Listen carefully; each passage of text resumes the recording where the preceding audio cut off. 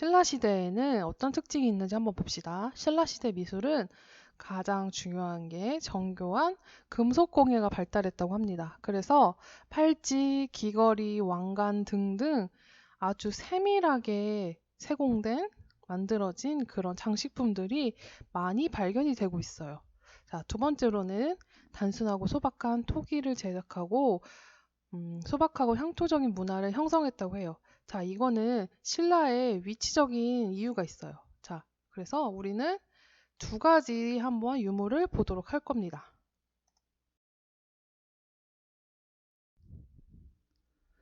자, 교과서 1권의 67페이지입니다. 자, 교과서에 보면서 같이 한번 볼게요. 자, 왜 신라가 소박하고 향토적인 미술 문화를 가졌을까? 여러 가지 이유가 있겠지만 그 중에 가장 대표적인 이유는 고립된 지리적 여건 때문에 오랫동안 다른 나라로부터 문화적 유입이 늦었다라고 우리 여기 교과서에 써 있죠. 자, 이처럼 상대적으로 고구려, 백제에 비해서 어, 주변 나라의 영향을 덜 받았기 때문에 그렇기 때문에 원래 그 지역에 있던 그 미술이 다른 나라의 영향을 받지 않고 그대로 꽃피웠다고 볼 수 있어요. 자, 그래서 이러한 특징이 잘 드러난 미술 작품, 미술 유물은 이 3번이라고 써 있는 기말 인물 모양 토기상이에요. 자, 이 토기상에 대해서 본격적으로 한번 알아보도록 합시다. 처음에 이 기마 인물 토기상이 두 개가 동시에 발견이 됐어요. 그래서 우리 교과서에는 왼쪽에 있는 기마상이지만 처음에 두 개가 동시에 발견이 됐어요. 그래서 왼쪽에 있는 거를 주인상, 오른쪽에 있는 걸 하인상이라고 해요. 자, 우리 한번 비교를 한번 해볼까요? 말만 보았을 때는 사실 말 자체의 크기라던가 형태라던가 이런 것들은 큰 차이가 없어요. 그런데 타고 있는 사람들을 한번 볼까요? 그쵸? 그리고 타고 있는 사람이 입고 있는 옷, 그리고 말 장식, 이런 것들을 보면은 좀 더 왼쪽에 있는 사람이 더 화려하다고 볼 수 있겠죠. 그리고 옛날에 이런 삼국시대, 즉 고구려, 백제, 신라 시대에는 사람이 더 높은 지위에 있는 사람을 조금 더 크게 그리거나 크게 만드는 경향이 있었어요. 그래서 이 작품 같은 경우에도 실제로 봤을 때는 하인이 더 클 수도 있잖아요. 그렇지만 그런 지위를 나타내기 위해서 주인상을 조금 더 크게 만들어 놓고 제작을 하고 있습니다. 자, 여기 보면은 말 앞에 뾰족한 게 있어요. 이건 뭘까요? 한번 궁금하지 않나요? 우리 이 뾰족한 부분에 대해서 한번 알아보도록 합시다. 자, 교과서에 있는 사진이에요. 보면 어때요? 아까 사진보다 좀 더 디테일한 것들이 있죠. 자, 말 장식이라던가 이런 것들을 보면은 너무 섬세하게 잘 만들어져 있어요. 자, 여러분 이게 재료가 흙이에요, 토기. 너무너무 잘 만들었지 않아요? 우리도 찰흙으로 뭔가를 어렸을 때 만들어 봤잖아요. 그 찰흙으로 이렇게 만들어서 구웠다는 거예요. 너무 섬세하고 그러면서도 좀 신라만의 그런 향토적인 느낌이 있죠. 음. 자, 그럼 아까 전에 얘기했던 이 말에 엄청난 비밀이 하나 있어요. 그거에 대해서 한 번 더 알아봅시다.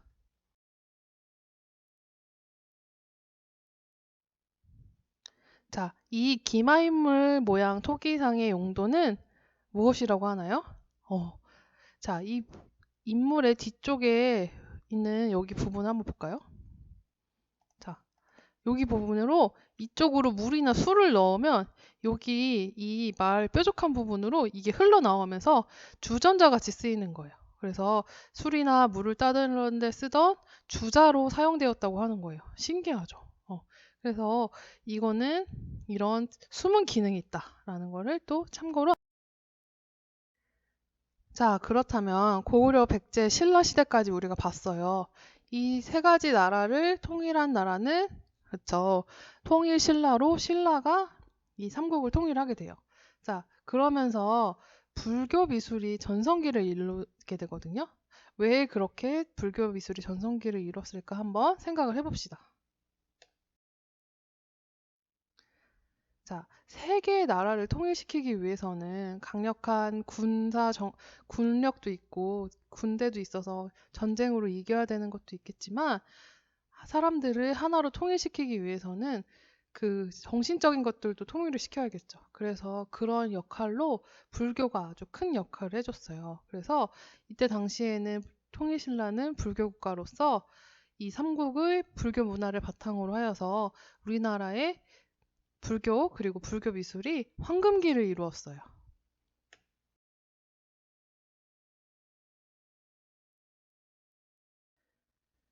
자, 이러한 불교 미술을 석탑, 석불 이런 것들을 통해서 뛰어나게 만들어 놨어요. 그래서 석탑은 오늘은 보지 않고요. 석불. 석불이 뭘까요? 돌로 만든 불상. 이라고 할 수 있죠. 이런 것들을 뛰어난 조형의식이 있으니 어떻게 뛰어났는지 한번 우리가 오늘 또 알아보도록 할 거예요. 자, 그 다음에 우리 교과서 한 장 넘겨보면은 68쪽이 있죠.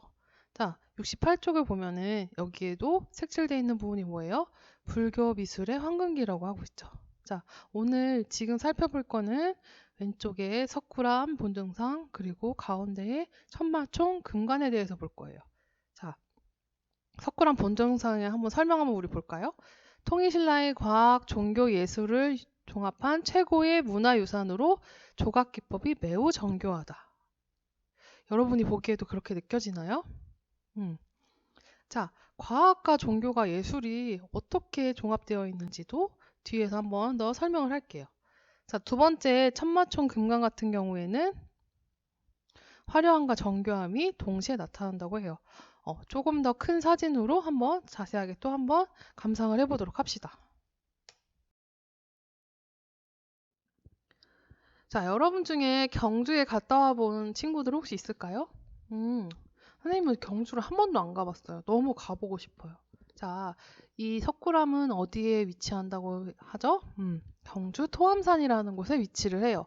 자, 원래 있는 그런 동굴에서 이게 만들어진 게 아니에요. 하나씩 하나씩 쌓아서 만든 인공 석굴이에요. 인공 석굴 안에 만들어진 그런 공간이에요. 자, 그래서 인체 표현이 어때요? 자, 옷과 옷주름 이런 것들이 자연스럽게 표현이 되어 있죠. 그리고 종교적으로도 아주 엄숙한 분위기를 내고 있어요. 자, 그렇기 때문에 이 석굴암이라는 것은 신라시대 그리고 통일신라시대의 그런 불교 예술의 아주 전성기를 보여주는 작품이라고 할 수 있어요. 자, 방금 전에 인공석굴로 만들어진 만들어졌다고 했죠. 자, 그러면 어떻겠어요? 건축, 수리, 기약 이런 과학적으로 어떻게 여기에 인공석굴을 만들지 정확하게 측정을 하고 치수를 재고 이런 것들이 필요하겠죠. 그리고 왜 우리가 이거를 이때 당시에 신라 사람들이 왜 석굴암을 만들었을까요? 그렇죠. 종교적으로 예배를 드리기 위해서 그래, 예배를 드리기 위해서 만들었겠죠. 여기에서 사람들이 와서 무엇을 했을까요? 음, 그런 불교의 행사를 한다던가 기도를 드린다거나 이런 활동들을 했겠죠. 그렇기 때문에 종교적인 역할을 하고 있고요. 그리고 이런 모든 것들이 종합적으로 미술로서 예술로 이렇게 문화유산이 남아져 있어요. 자, 그래서 1995년에 유네스코에 지정이 됩니다. 자, 유네스코는 뭐예요? 국제연합 전문 기구예요. 그래서 인류가 보존해야 되고 보호해야 될 문화라고 생각하는 뛰어난 그런 문화 혹은 자연유산들을 세계유산으로 지정하고 그리고 보호하는 그런 역할을 합니다. 1995년에 유네스코에 그래서 석굴암이 지정이 됩니다. 자, 방금 봤던 사진에서는 잘 모양이 익숙하지 않을 것 같아요. 자, 이 사진을 보면 어때요? 자, 우리가 처음에 석굴암에 들어가면 네모난 방이 있고요. 살짝 통로를 지나서 동그란 반원의 그런 인공 석굴이 나오는 거예요. 자, 그림으로 보면 알겠지만 어때요? 예배드리는 사람이 그런 시선까지 고려를 해서 비율을 맞춰서 이렇게 비례를 맞춰서 제작됐다는 걸 알 수 있죠. 그리고 더욱 놀라운 것은 이때 당시에 우리 1200년 정도가 지났는데도 우리가 볼 수 있잖아요. 보고 있잖아요, 지금. 자체적으로 습도를 조절할 수 있는 그런 기능이 있었대요.